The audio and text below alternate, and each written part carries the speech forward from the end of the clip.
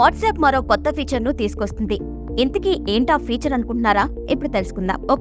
ఒకప్పుడు కేవలం పర్సనల్ చాటింగ్కు మాత్రమే పరిమితమైన వాట్సాప్ ఇప్పుడు బిజినెస్, ఆఫీస్ పనులకు కూడా ఉపయోగిస్తున్నారు. ఇందులో తీసుకొచ్చిన గ్రూప్ వీడియో కాల్ వంటి ఫీచర్లే దీనికి కారణంగా చెప్పవచ్చు. 2. చాలా మంది యూజర్లు డెస్క్టాప్ వెర్షన్ను ఉపయోగిస్తున్నారు. ఈ నేపథ్యంలోనే వాట్సాప్ డెస్క్టాప్ వెర్షన్లోనూ ఎన్నో కొంగొత్త ఫీచర్లను తీసుకొస్తున్నారు. ఇక 3వది, కళ్లపై ఒత్తిడి పడకుండా ఉండడానికి ఇప్పటికే వాట్సాప్లో డార్క్ మోడ్ అందుబాటులో ఉన్న విషయం తెలిసిందే. అయితే దీన్ని కొత్తగా అప్డేట్ చేయాలి అని వాట్సాప్ ప్లాన్ చేస్తుంది. 4. వాట్సాప్ వెబ్లో కొత్త colours, top bar, background, message bubbles లో కలర్ స్కీమ్, సైడ్ బార్ ను మరింత ఆధునికంగా రీడిజైన్ చేసి తక్కువ కాంతిని ఇచ్చే విధంగా అప్డేట్ చేయనున్నట్లు తెలుస్తుంది.